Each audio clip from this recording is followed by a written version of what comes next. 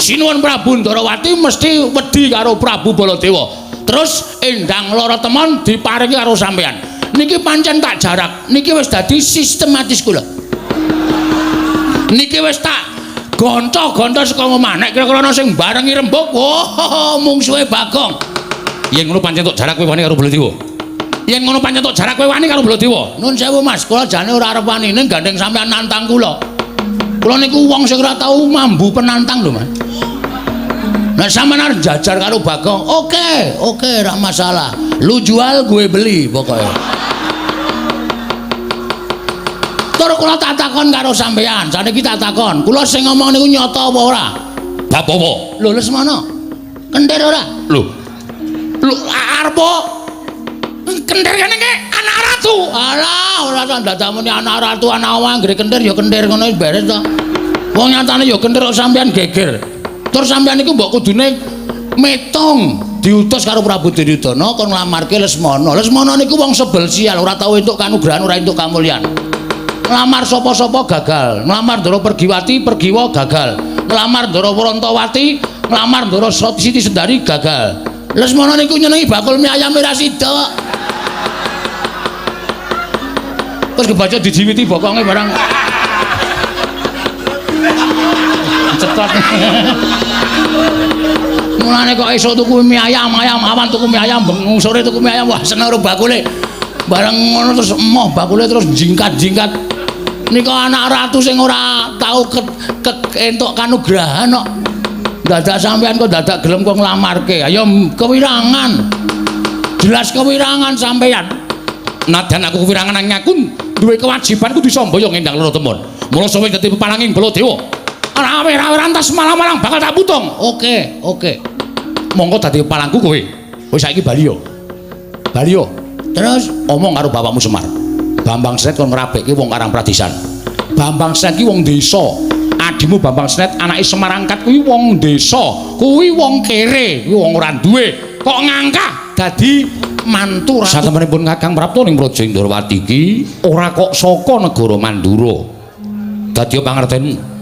Sepisan maneh pun Kakang matur, satemenipun Kakang Prapta ning Praja Indrawati iki ora kok saka negara Mandura. Mboten saking negari Mandura ora. Pun Kakang saka negara Ngastina. Nalika semono Yayi Prabu Duryudana nimbali kalawan pun Kakang supaya sowan ning Praja Ngastina. Sawise pun Kakang sowan ning Praja Ngastina, pun Kakang didhawuhi dening Yayi Prabu Ngastina supaya nanjihake marang pekabaran ing Subana Tumbuk Bakul Sinambiwara pawarta binandunging Karna. Pekabaran menapa kok Prabu? Jagat ingkang keberbegen marang umandanging Yayi Prabu Ndarawati.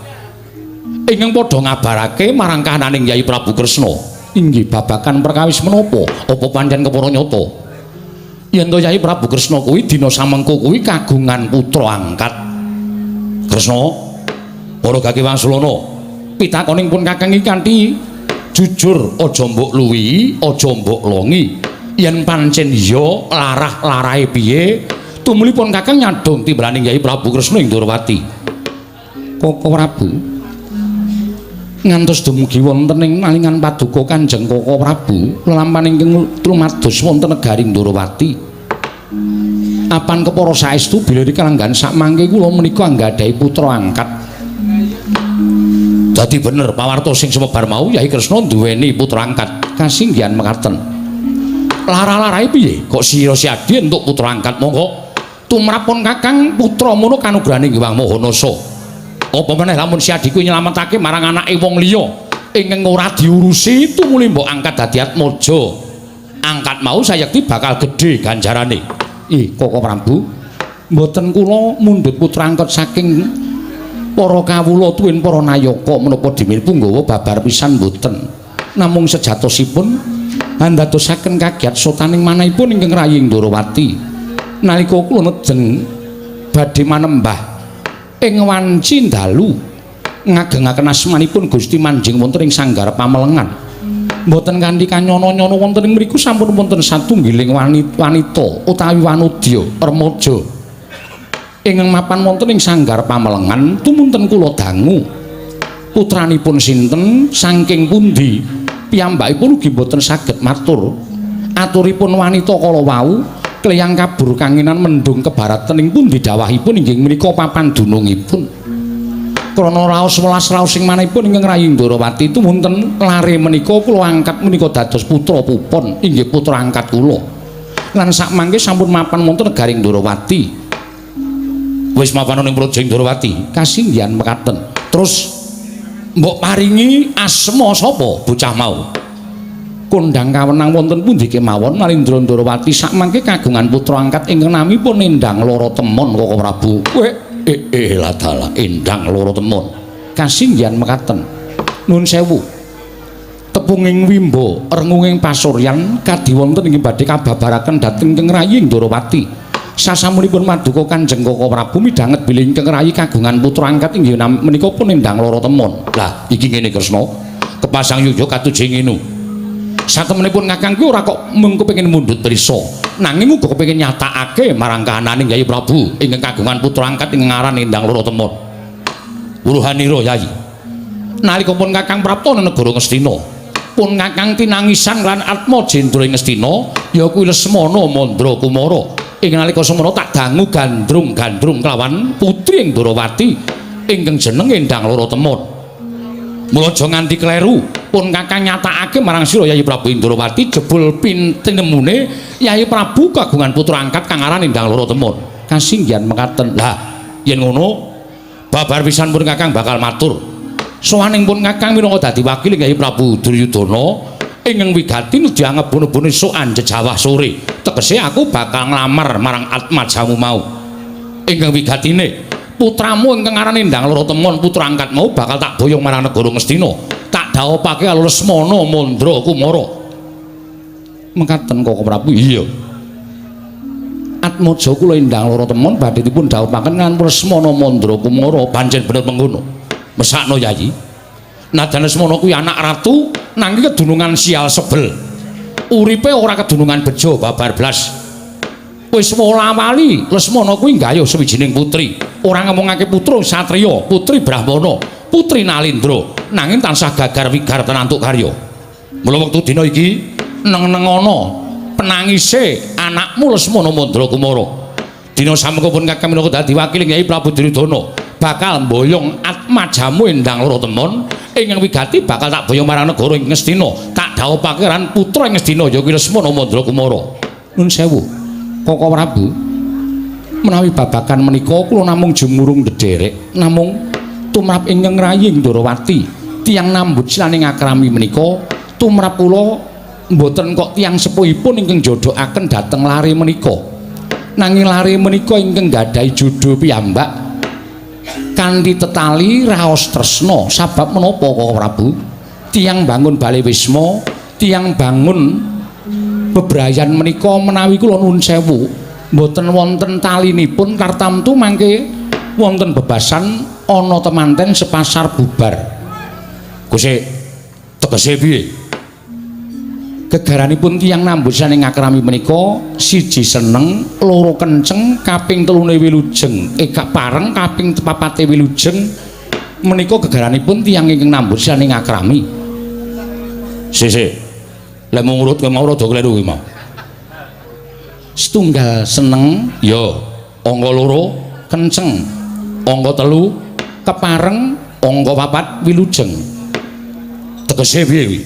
Seneng menika temanten kedah sami-sami tresnanipun sabab keplok menika mboten badhe mungel menawi namung asta setunggal. Tegesipun keplok kedah asta kalih, temanten kakung lan temanten putri kedah sami-sami tresnanipun sabab menapa Koko Prabu?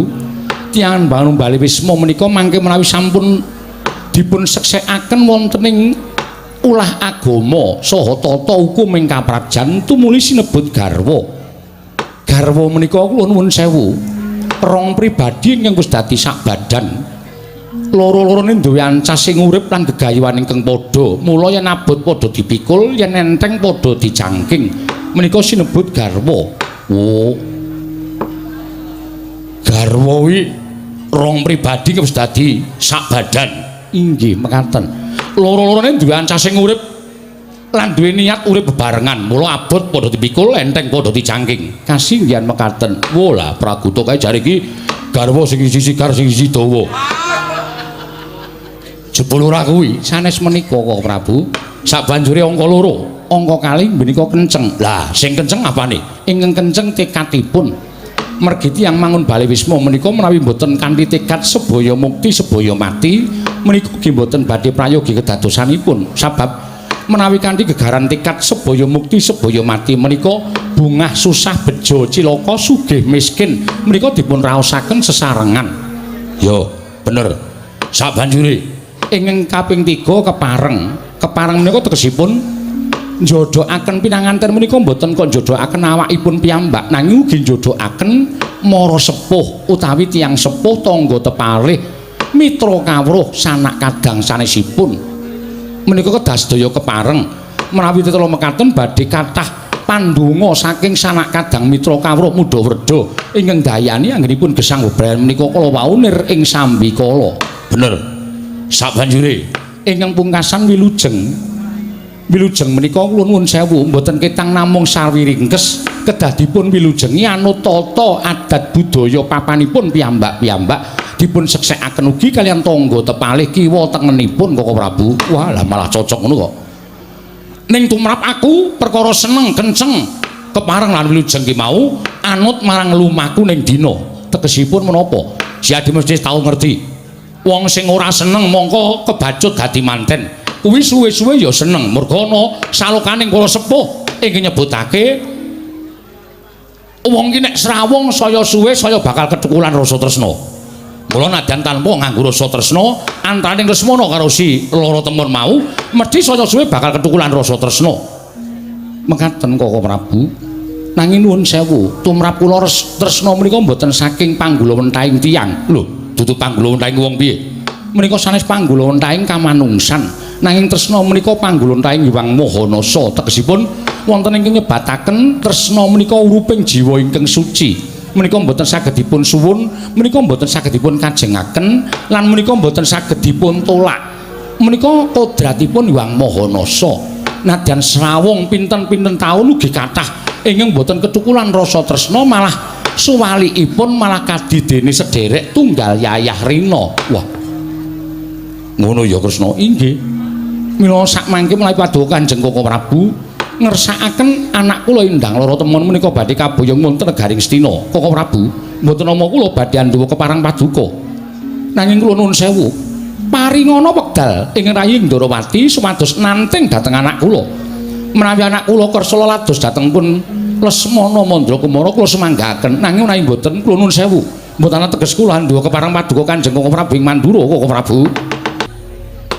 Dereng ngantos pun manggen kula nampi sabda pangandika paduka menika kados dene sowanipun Panakawan Petruk kaliyan Panakawan Bagong. Lho la iya.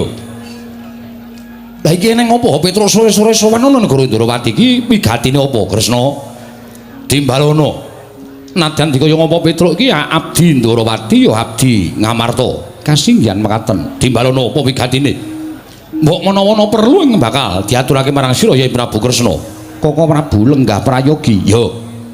Petruk padha kanthi harja sapraptamu ning negara Ndarawati Panakawan. Nunamit pasang Kalimantabe tinebene ing ladene Demawahing Tawang Tuwang sinuwun linepatna ing tulak manu. Menawi wonten lepatak ingkang ngabdianipun sowan ngabiyantara kiranging tata krami kiranging unggah-ungguh kula nyuwun pangapunten jenengatanipun kula menika namung batur. Iya Petruk ora dadi ngopo. Wilujeng sowan kula niring sambikala kepareng kula ngaturaken sembah sumung keping pangabekti kula kunjuk sinuwun. Petruk ndak tampa pangestuku tampanana kula pundi nggo jimat dayanana ing kasantosan. Panakawan Bagong padha rarja sapraptamu Panakawan. Panakawan Bagong padha rarja sapraptamu Panakawan. Panakawan Bagong padha rarja sapraptamu Panakawan. Ora iki Bagong iki ditimbali kok krungu ora iki?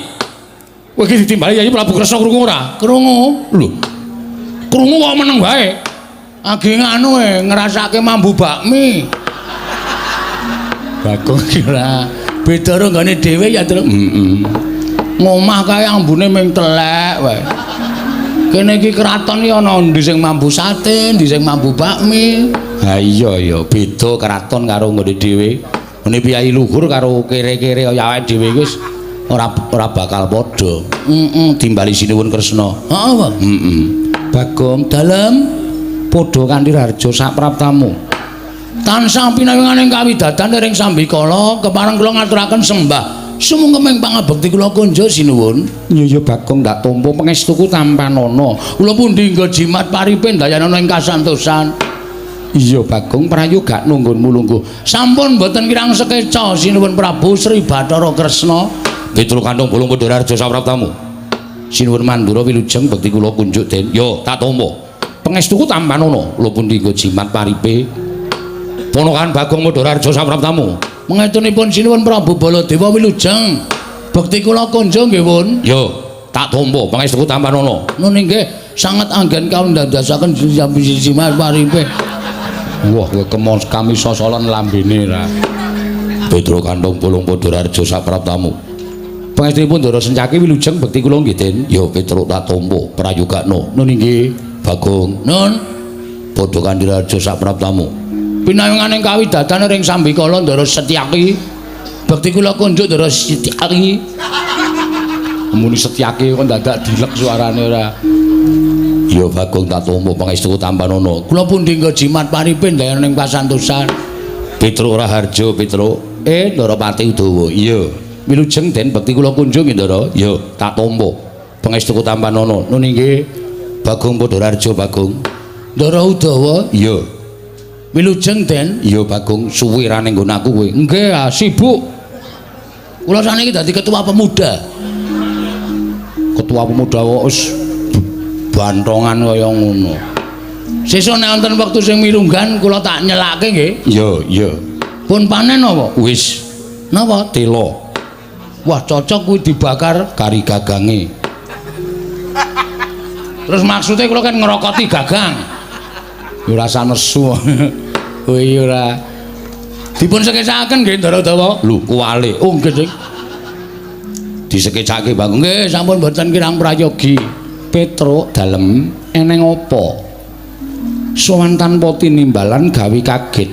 Ana wigati apa Petro?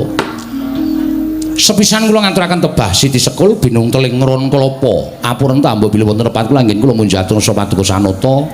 Ora dadi ngopo-opo kawan, matur suwun. Dungkap angka kalih. Kula menika dipun utus dening Bapak Semar.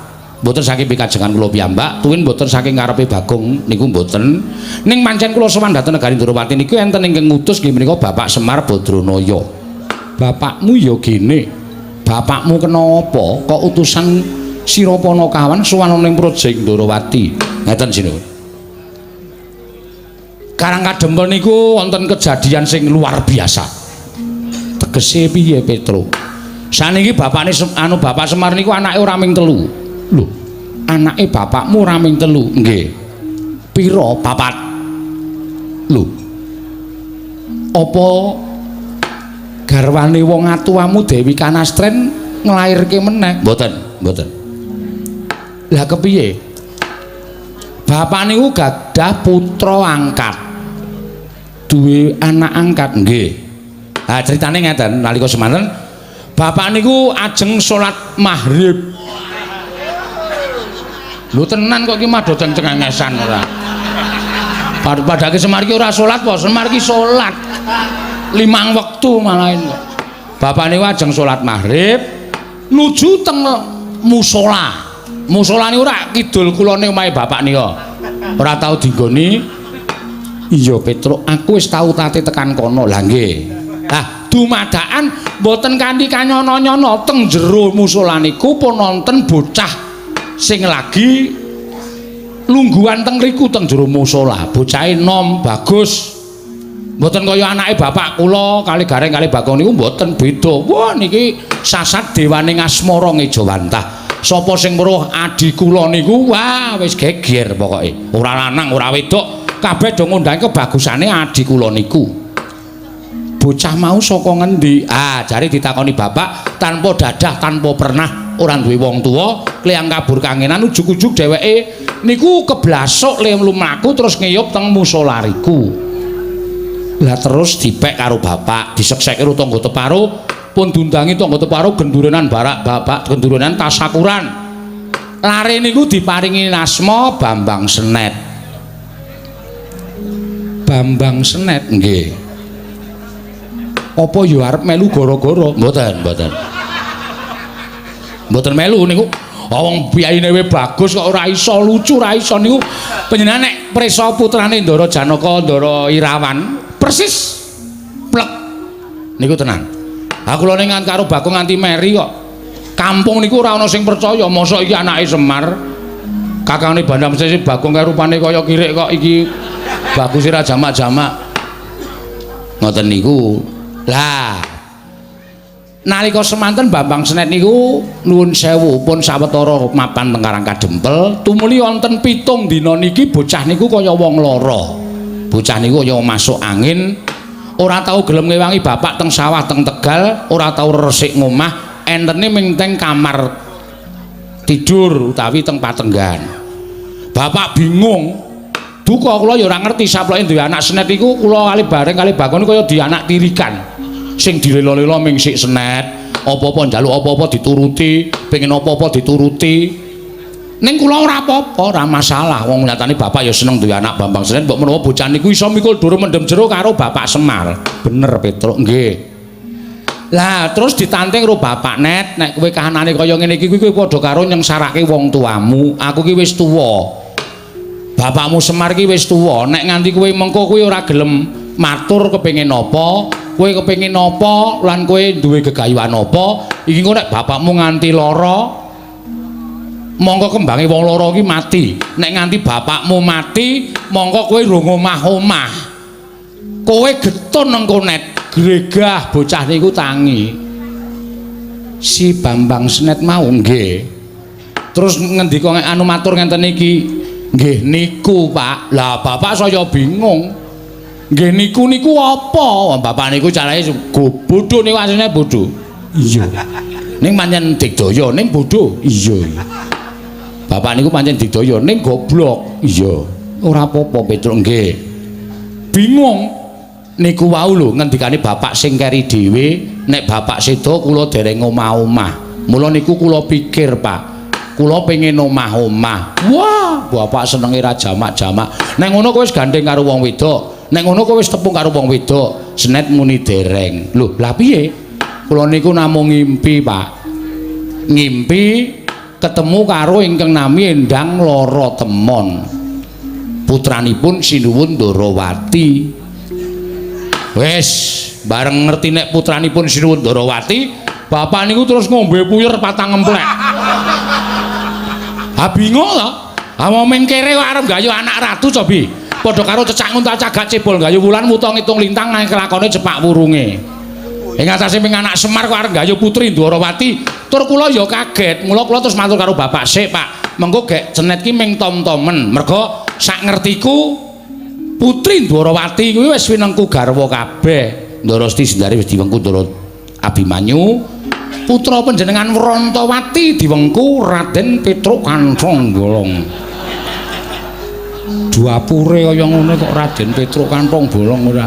Ha sawarane kula niku arep dianggep abdi ning kula niku mantu sampeyan. Nggih mboten? Iya takoni lah nggih. Ngoten niku. Lah kula ajeng nyuwun priksa napa Sinuwun Kresna niku kagungan putra ingkang nami Endang Anusenyen Endang Lara Temon. Petro dalem aku kuwi ya duwe putra angkat. Lho. Iki kok dadi angkat junjung to iki?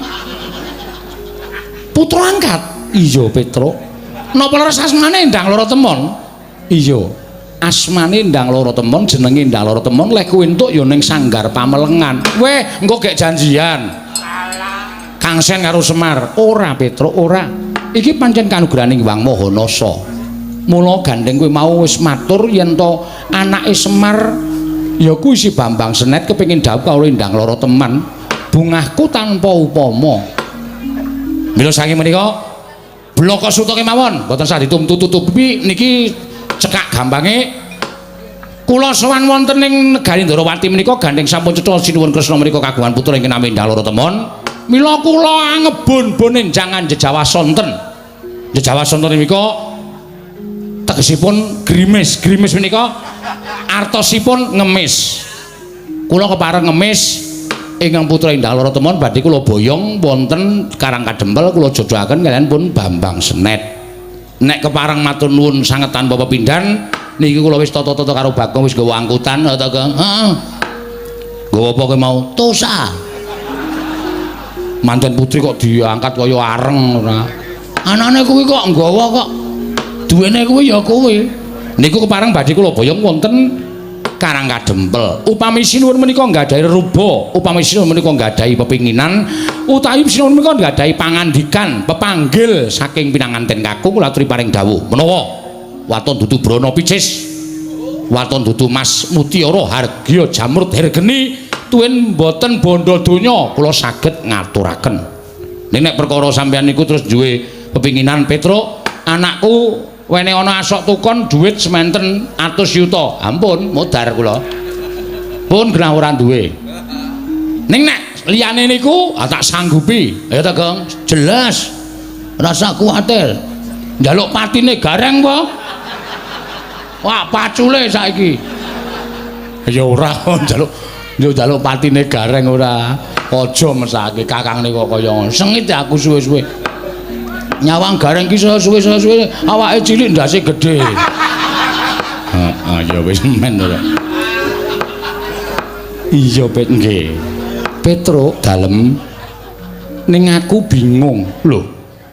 Sebabe ngerti yo. Sadurunge kowe sowan iki mau Koko Prabu Mandura ya ora rawuh. Nggih, kula ngertos Sinuwun Mandura lenggah. Lah sebabe kok bingung? Merga Sinuwun Mandura uga diutus dening Yai Prabu Duryudana. Lho. Diutus kenapa? Nanjeke anakku Endang Loro Temon bakal diboyong didhawuhi karo Lesmana Mandra Kumara Petruk. Endang Loro Temon didhawuhi oleh Lesmana Mandra Kumara. Ndara Lesmana Ngastina?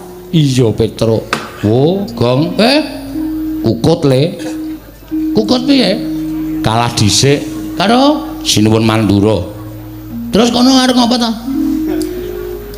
Boyong Endang Loro Temon didhawuhi karo Lesmana Mandra Kumara.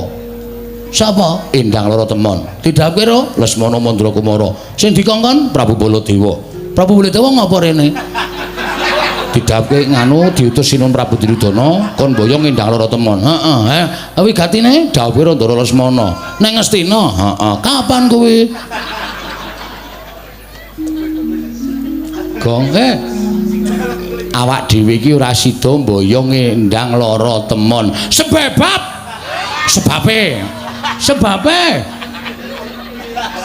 sebabe sing rawuh Sinuwun Prabu Mandura arep mboyong Endang Loro Temon dawuh karo Lesmana Mandra Kumara. Terus iki awak dhewe kalah wong kalah dhisik. Ora wani matur. Ki aku nek matur gegeran. Nek aku matur mesti rame. Ngene mundurne. Hah? Mundur. Kowe wani apa? Kecil. Tengok anteng aku sing jelaske. Iya. Ning kok nek geger tandangi lho. Iya, iya. Aku ngopo? Aku ngomong tok, aku MC e. Oh. Pranata cara padake Mas. Pranata cara lek ku nyuwara gegeden lho mau, Truk. Assalamualaikum. Ya pranata cara barang ya tok saut ya napa. Keparang matur sinuwun. Nuwun sewu kula nglajengaken rembakipun Petruk. Iya. Sampeyan mau ngendikan apa? Endang Loro Temon bakal didhawuh eneng negara Ngastina karo Lesmana Mandra Kumara. Oke. Ning ngeten sinuwun. Sing jeneng wong tuwa. Nggih ta? Iya. Wong tuwa niku ora ana lho siji teng donya niki wong tuwa sing anake kepengin rekoso. Ora ana wong tuwa duwe anak wedok sing anake wedok mengko kepengin rekoso, uripe ketula-tula, uripe ketoyong-toyong niku mboten wonten. Sing digadang wong tuwa sak donya niki arep ndhe anak lanang utawa wedok, anake sok iso gawe marem wong tuwa. Merga tentrem lan kabagyaning anak niku dadi swarganing wong tuwa. Iya, Bagong. Nggih. Arep niku anak sampean angkat. Ning ngonse nek uripe kepenak, uripe kebak kabagyan wong tuwa nyawang ki arep Wong tuwa ki isih umure isih dawa ning kaya wis anguk-anguk swarga. Iya Bagong. Nggih. Terus saniki kula tak takon. Kowe arep takon apa? Nek putra panjenengan Endang Loro Temon niku dipek Lesmana niku nuwun sewu, apa bahagia? Apa bahagia? Lho, mestine ya seneng. Wong Lesmana kuwi calon gumanti keprabon negara Ngastina. Ah, pikirane do cecek kok. Nuwun sewu, berpikir yang panjang. Jangan hanya jangka pendek tapi jangka panjang. Sing kandhane Lesmana ajeng dadi ratu nang Ngastina niku sapa? Lho, mestine rak ngono ya sak lengsering Prabu Duryudana. Prabu Duryudana niku lengser niku sesuk katandha ana perang gedhe, perang Bratawuda Jaya Binangun. Apa, Kang? Perang Bratawuda. Bratayuda. Hah? Yuda. Yuda. Kok wuda ora? Isis. Bratayuda Jaya Binangun. Lah niku mengke sing menang Pandhawa apa Kurawa durung ana sing ngerti. Kok wis dicalonke ini lho, kula tak takon. Tur iya piye? Saniki sampean ngerti mboten? Lesmana niku anak ratu, panjenengan anak ratu. Ning ngene iki apa? Lesmana alias kurang saon. Lho, kurang saon. Pekok kencir. Saman tahu bro, anak ratu kok melu parkir teng pasar? Nah ora Lesmana ora bakal kelakon. Ha niku mergane Lesmana niku rada selip ngoten. Nek sampeyan ngrabekke putra panjenengan karo Raden Lesmana niku napa panjenengan mboten nyemplungake putra sampeyan wonten juranging kesangsaran? Ayo. Upama mangko kelakon dhaup karo Ndara Lesmana, bapakne kencir, ibune ayu, anak-anak mesti ya pecuk. Wes, sampean sinuwun Ndarawati kagungan wayah mijil kakung ning pekok. Jawi kula tak nyuwun pesa, napa mboten sampean mboten kewirangan? Ngoten niku lho sinuwun. Mboten kok kula wajeng pripun-pripun, ora kok kepiye-kepiye mboten. Ning nuwun sewu, wong ajeng ngrabekke anak niku dicincingi bobote mantumu dhisik. Ngoten nek cara kula. Piye le labuh tumrap masyarakat, labuh tumrap kulawarga, srawunge piye? Lho, nek senet niku pendak minggu ora ana kerja bakti wae ngangkati watu dhewe. Niku adik kula mergo tresna karo Karang Pradesan, tresna karo desane, rumangsane nek dheke urip iki enten Karang Kadempel, arepa dudu bumi wutah getihe, ning tresna karo Karang Kadempel. Ngoten. Dadi soalé iki dodokane engko sik. Ha ngopo? Angger dak-dak kudu arep omong wae aku. Ya. Niku kula aturi menggalih, ora sak penake dhewe. Ngoten. Arepa Bambang Srek niku mung anake Semar. Ning nek tresna padha tresna, keplok tangan loro, ngoten. Niku bakale mulya uripe, merga ukurane mulya karo ora kuwi tumrap kula wong urip alam padang mboten kok kegurugan brana picis duweni derajat pangkat sing dhuwur. Mboten. Niku kanikmataning lair tumrap kula. Ning kanikmataning batin niku angel digayuh. Kala mangsa loro-lorone niku marmisah.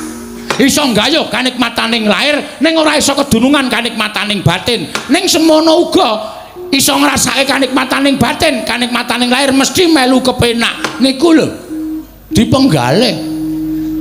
Ya, Tru? Gong. Ana Ndara Baladewa kowe ora sadar ya. Kowe muni ngono kuwi ana Ndara Baladewa. Kowe kok ora omong mau-mau ta, Tru? Wis kebacut ta iki. Aku iki tengok nang kene kok ora weruh ngono lho. Omonganmu kuwi marai panas wong. Ha iki sing diutus saka negara Ngastina malah Lesmana rada petok, Lesmana rada kentir. Iki nek nganti nesu tanggung jawab. Berapa kali aku iki kepergok Baladewa nyatane ora wani tenanan karo aku. Wis karemu lah ora usah melu-melu tanggunge, rasa cerewet kowe. Iya. Ngoten, mang penggalih. Ajeng diparingke sinuwun Mandura sing minangka utusaning sinuwun Prabu Duryudana dhawuhe kalih Endang Loro Temon kalih Lesmana nggih monggo terserah niku panjenengan. Kula ora arep ngregoni. Nek sampeyan tresna kalih Bapak Semar, sampeyan ngakoni tau labuh dilabuhi karo Semar, berarti sampeyan izin duwe rasa males kabecikane Bapak Semar. Nek sampeyan ora iso maringake ndala trema dhateng Bapak Semar, didhawuh karo Endak Senek anu Bambang Senek. Niku ateges sampeyan nuwun sewu lho, kula mboten ngarani. Ning jebul kula iso ngarani ra ketang minta batin Nalendra Ndarawati niku mboten iso ngakoni kabecikane wong liya. Niku parah, niku fatal tumrap kula. Wah, wis pocokan.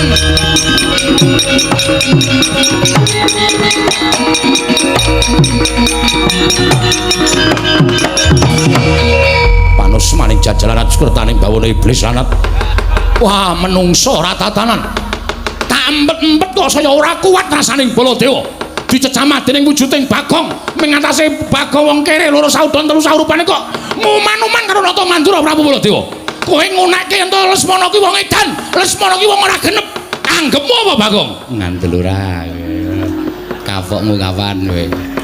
Oke, ora sampe melu kowe. Ya. Tandangane dhewe. Aku labur adikku ya Toi Pati kok, Tru. Ora usah semelang nek ming dunak-unakke ngene aku wis kulino. Aku ki ana wong nagih utange tak unak-unakke sik. Ngapa kok nagih? Aku sing utang wis santai kok aku. Kok wedi ora? Rumangsane Bagong. Ponokawan Bagong, wonten dawuh. Weh lah. Aku tak ning jaba ya. Ning jaba ana, minggat sican kono. Ora wedi aku nek ming ijen kok ya. Tinggal tenan kowe, tinggalen.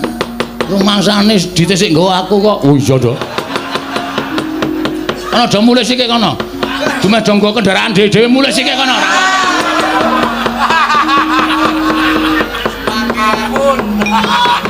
Bagong, wonten dawuh. Kowe mau ngucap piye? Kowe mau ngucap piye? Lali. Wis mau kok ora tak pikir nek mau. Kowe ngunekke Lesmana apa? Piye? Rada edan. Lesmana ki sapa? Anake Duryudana. Lho, njangkar. Ala ora ana wonge kok kowe iki ngapa ta? Nek ana piyayine ngono iki aku nganggo sinuan. Nek ana piyayine aku nganggo Raden. Ha wong ora ana dijangkar kok. Wong kono ya ora krasa kok geger. Kowe ngino karo putra Ngastina, pancen kepara nyata. Gediwa Bathara. Kresnane nganti kebrebeken kae. Kowe ngino karo Nata Mandura Prabu Baladewa. Kowe ngiyas karo utusaning wong Ngastina, pancen tak sengaja kowe arep ngapa? Mergo nek ora tak kaya ngenekke iki, yakin Sinuwun Prabu Ndarawati mesti wedi karo Prabu Baladewa. Terus endang lara temon diparingi karo sampean. Niki pancen tak jarak. Niki wis dadi sistematis kula. Niki wis tak gonta-gonta saka omah. Nek kira-kira ana sing barengi rembug, oh mungsuhe Bagong. Yen ngono pancen tok jarak kowe wani karo Baladewa. Yen ngono pancen tok jarak kowe wani karo Baladewa. Nuwun sewu Mas, kula jane ora arep wani ning gandeng sampean nantang kula. Kula niku wong sing ora tau mambu penantang lho, Mas. Nah sampean arep jajar karo Bagong. Oke, ra masalah. Lu jual gue beli pokoknya. Tur kula tak takon karo sampean, saniki tak takon. Kula sing ngomong niku nyata apa ora? Bab apa? Lho Lesmana. Kendir ora? Lho arep kendir kene iki anak ratu. Alah, ora tak dadamune anak ratu, anak wong anggere kendir ya kendir ngono beres to. Wong nyatane ya kendir kok sampean geger. Tur sampean niku mbok kudune metong diutus karo Prabu Duryudana kon nglamarke Lesmana. Lesmana niku wong sebel sial, ora tau entuk kanugrahan, ora entuk kamulyan. Nglamar sapa-sapa gagal. Nglamar Ndara Pergiwati, Pergiwa gagal. Nglamar Ndara Wrantawati, nglamar Ndara Siti Sendari gagal. Lesmana niku nyenengi bakul mie ayam ora sida.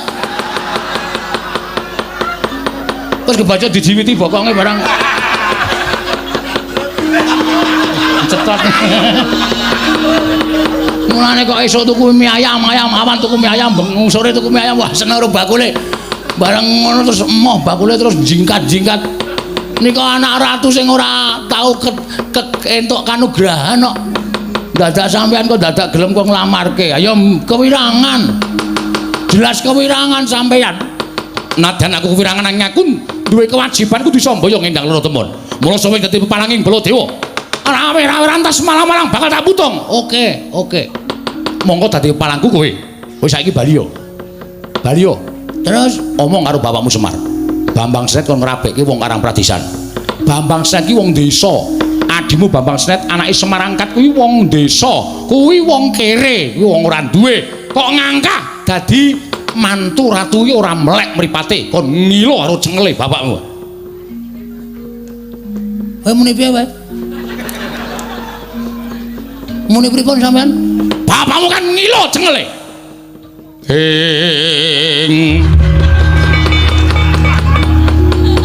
Mangjat kurda seruma bangga.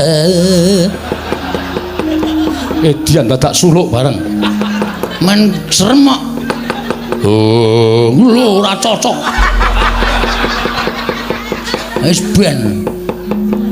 Mas, nek sampean ngunak-unakke Bagong aku arep tau unakke wong elek, arep tau unakke wong gedibal, arep tau unakke wong kere, memang itu faktanya. Dan aku ora bakal nesu.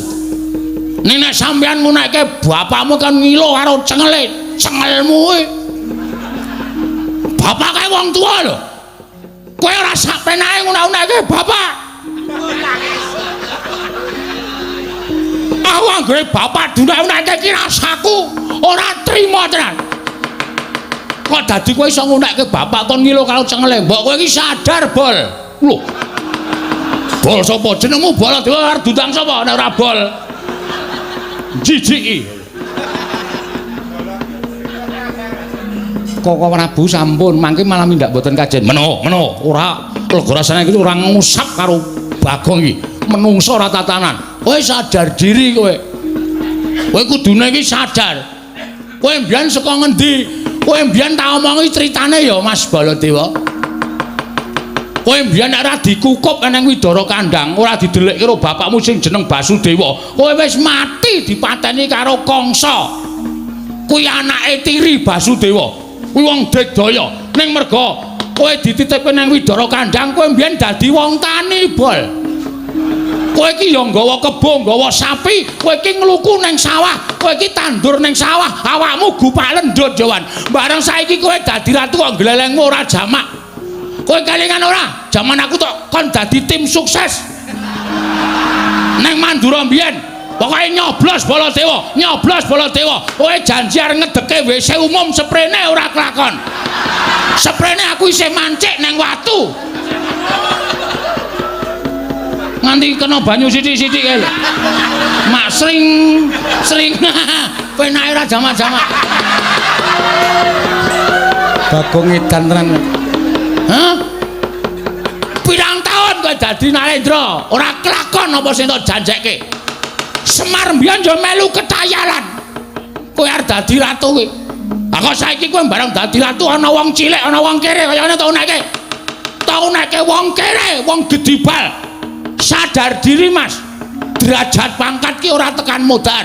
Bondo donya ora tekan modar. Kowe karo aku ki nang ngarepe sing ngakarya jagat ki padha derajate. Hah? Muni ae. Ayo Gage. Kowe ndang muni arep muni apa? Wes sing ngene, rasaku kan gunung tanpa guna. Aku wegah rembugan karo menungso dapure kaya kowe. Aku ya wegah rembugan menungso dapure kaya aku. Kaya kowe. Wah, iku walek ya. Tak gawe sayembara. Oke, siap. Acah kendel sepeleke. Aku ora sapa-sapa ra wedi kok. Areng apa kowe? Sapa sing cilik gedene iso ngluwi kadetening Baladewa? Wenang boyo ngendang lara temon. Maksude? Sapa sing cilik gedene iso ngungkuli kadetening Baladewa? Wenang boyo ngendang lara temon. Ayo, sempalan pundhaking kiwa tengen Baladewa. Asorna Baladewa yen perlu bandanen tangane, kerincungan sikile. Ayo, boyongan ngendang lara temon. Oke, metu Jawa, ora ketitama kene perkara pati-pati.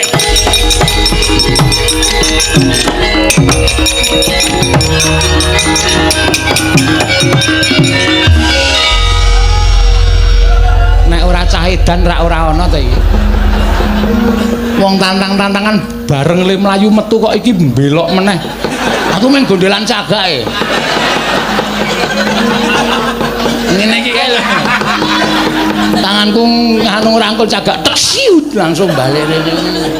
Lho lah ngopo kok balik meneh? Weh, sampean mengke nek kula wis metu, nek terus ngrasani, lho ora seneng dirasani. Lho, aku ngrasani apa? Ah, kaya ora ngerti pambeganing Ratu Ndarawati, Ratu Barbudi Bawa Leksana, Lilaing Brana, Iklasing Picis. Picis. Tegese piye? Alah, mbok rasane. Ngene lho semelangku ki.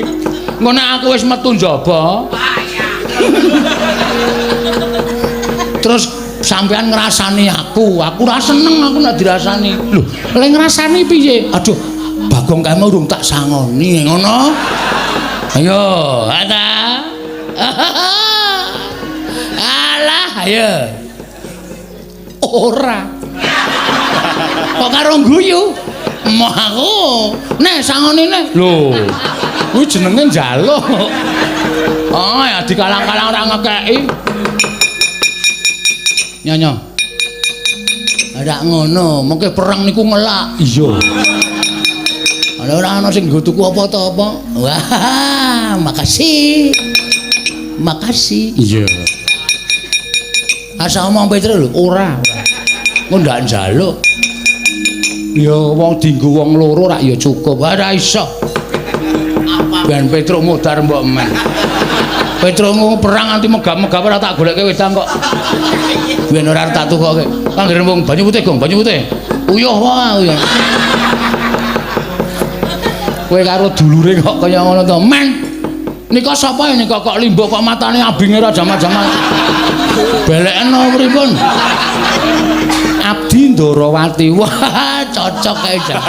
Edan. Wah. Matuk aku. Matuk wong edan metu njaba Bagong. Nun niki Islam. Nun metu njaba. Ampun ngendika kaya ngoten. Niki niku nggen manten. Manten niku aja sok diperintahke kon metu njaba, ampun. Ben gek kagungan putra ya nemtoke jero. Ngawur kowe. Nyuwun pamit sinuwun sing ati-ati aja kaya bocah iki.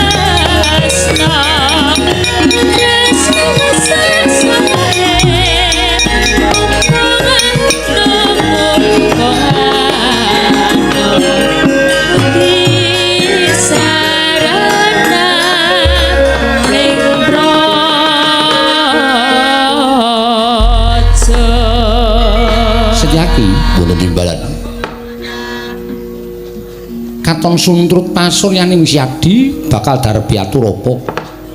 Go Prabu, piye? Mlawidun parengaken Rilalana kula badhe ambiyantu dhateng Petruk menapa dene Bagong mesakaken menawi ngantos sak mangke dipun amuk dening Koko Prabu Mandura. Setyaki wonten timbalan. Iki dudu perkaraning Siadi. Nggih. Kowe ora perlu bantu marang siji lan sijine. Menapa iki boten badhe katriwandan Punakawan Petruk kalian Bagong. Ngerti aku tinimbangane kowe. Nggih. Wis to percaya. Petruk Bagong ora bakal cilaka, cilik loro gedhe tekaning pati. Lho iki ngestaken dawuh. Malah Siadi wae ingkang tansah ngulatake marang saking para kawula. Sakiwa teng ing negara Ndarawati aja nganti ning kasempyok ing aradan tegese Wong kang ora ngerti kenthang kimpuling lelakon pojok plereting kahanan aja nganti kesempyok ing peperangan. Lho iki ngestakaken dawuh. Kakang Pati Udawa wonten timbalan Dewa Ji.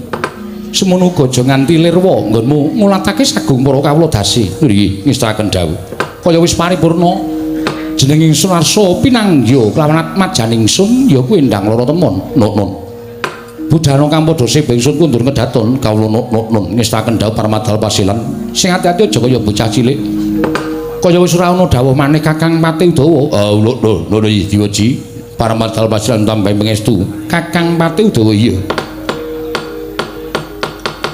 Purna gatining pananggilan.